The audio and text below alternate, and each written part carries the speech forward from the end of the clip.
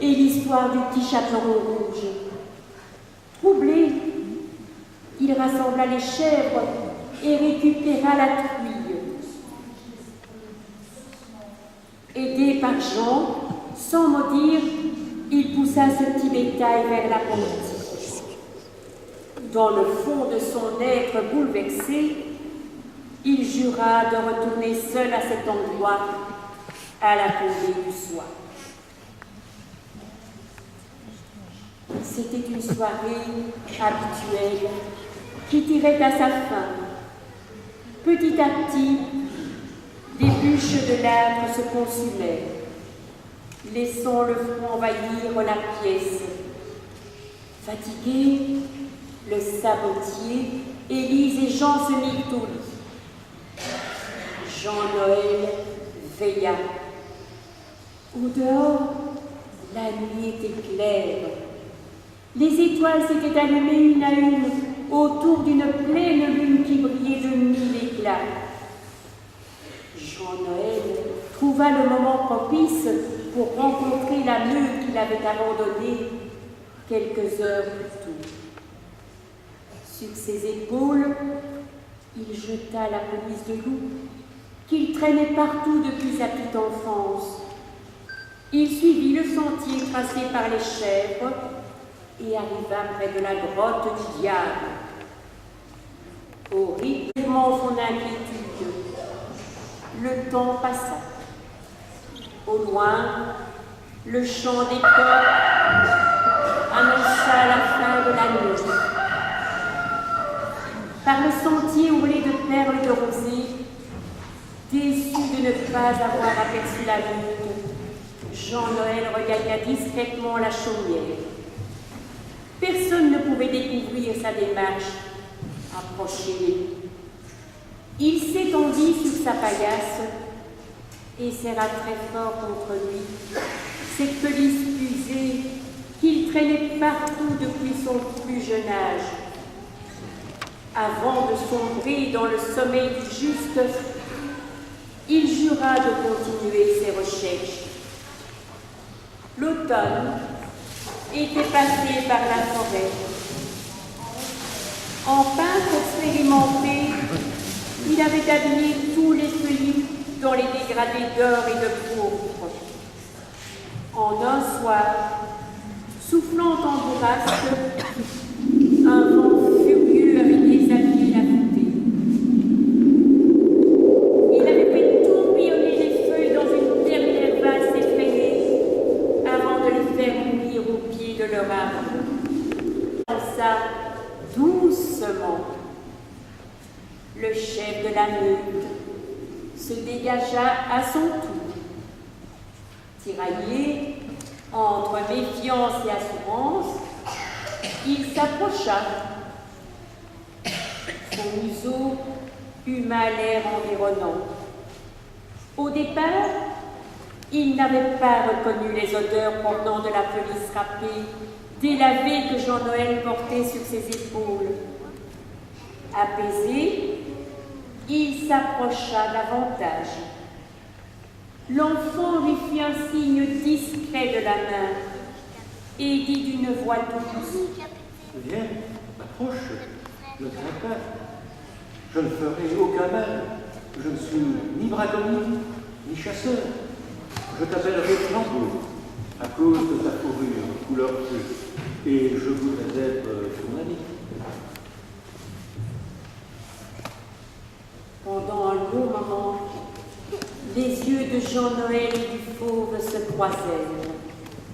Le gamin offrit un bouquet de tendresse venant d'un cœur assoupi. Quant à l'animal, il répondit par une attitude muette, mais ô combien prometteuse. Une première approche était née.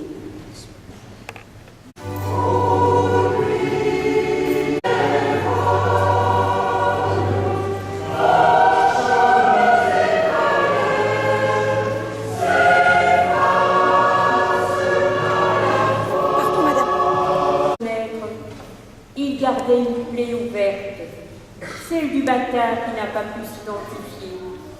C'est pourquoi cette complicité réciproque entre lui et lui arrivait comme un cadeau venu du ciel. Cette année-là, l'hiver avait installé ses quartiers très tôt. Enfin décorateur, il avait ourlé la forêt de ses plus fines dentelles d'une blancheur immaculée. Les sentiers étaient couverts d'une neige poudreuse, où un long ruban d'empreintes animales s'y était incrusté jusqu'aux abords de la futaie. Des chandelles de glace pendaient au toit des chaumières. La roue à aube du moulin s'était figée. Son chant saccadé s'était tu. Le hurlement des loups affamés troublait de temps à autre l'air glacé. C'était un hiver dont chacun se souviendrait longtemps. Épuisé par le lourd labeur du quotidien, affaibli par la maladie qui la rongeait, Élise poussa son dernier soupir. En moins d'une semaine, elle quitta sa famille. Sans bruit, elle gagna un village inconnu pour le voyage du sans-retour.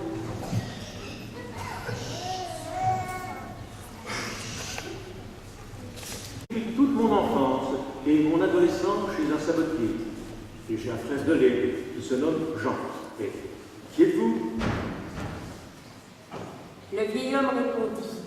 Je t'ai vu tout petit, à peine né de l'amour caché d'une mère princesse et d'un père chevalier. Tu fus confié à une muette qui n'aurait jamais pu divulguer le secret de ta naissance. Il fallait faire vite pour trouver une nourrice. Ton père ne voulait en aucun cas un orphelinat. C'est pourquoi je proposais le service de cocher.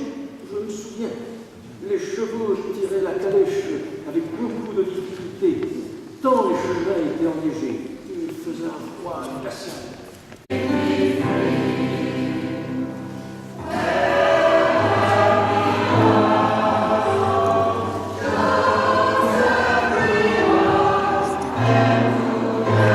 Je voudrais t'inonder de caresses. Un peu méfiant, Flambeau leva la tête.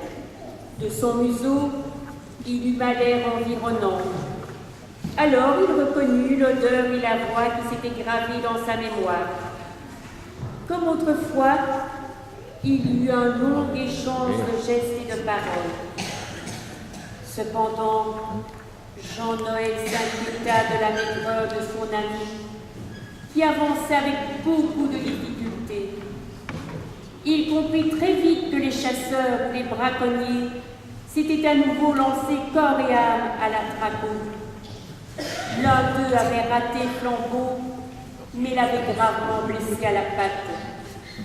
Après ces retrouvailles, les deux amis prirent l'habitude de se revoir souvent.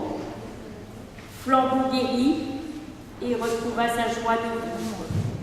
Au rythme des saisons, le grand livre de la vie tourna ses feuillets avec ses réjouissances et ses peines pour chacun.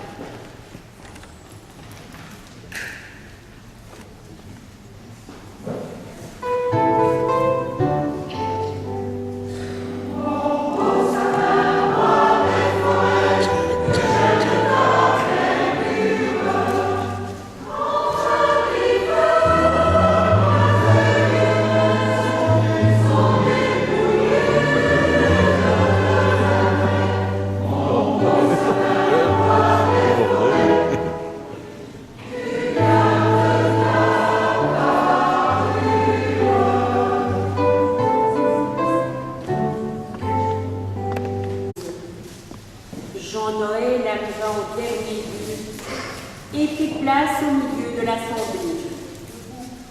La succulent et mignardise raffinée se succédèrent pour rassasier tous les convives, quels qu'ils soient.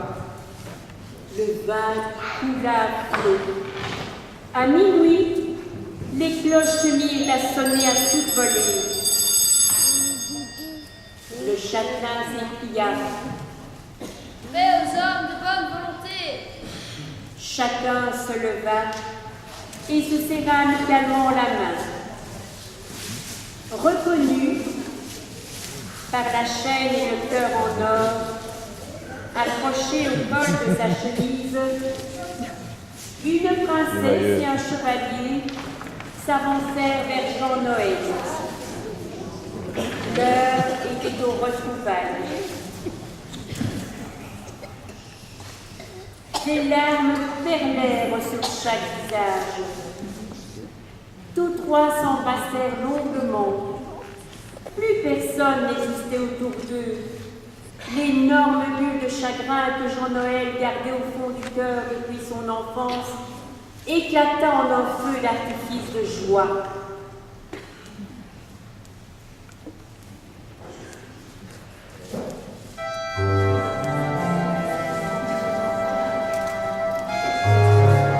Kostuum de mailleur. Het kostuum de mailleur.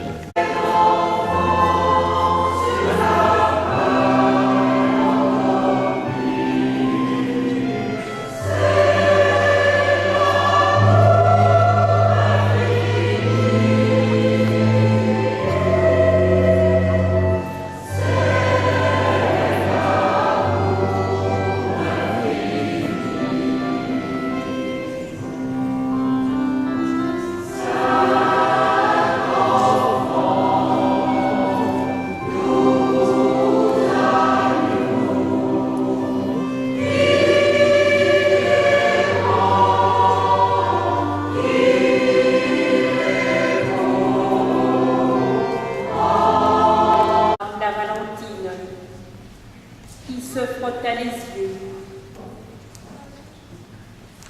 Ainsi s'achevait un rêve merveilleux. Pour un monde meilleur, peut-être un paradis terrestre. C'est Noël aujourd'hui.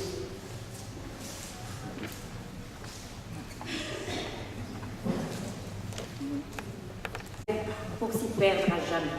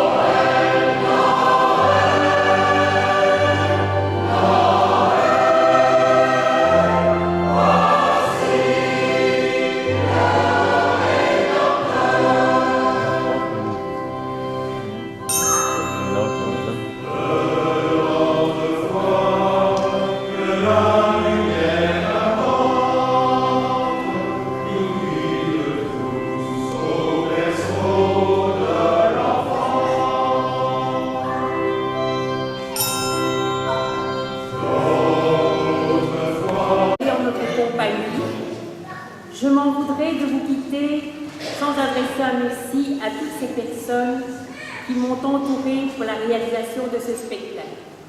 D'abord, merci à Père Michel qui nous a accueillis dans son église. Merci aussi aux enfants. C'est un salut les enfants.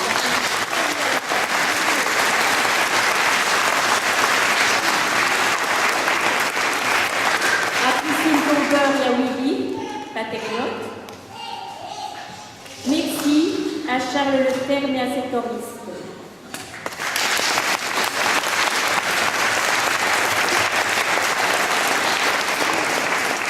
À Albert Puissant au piano.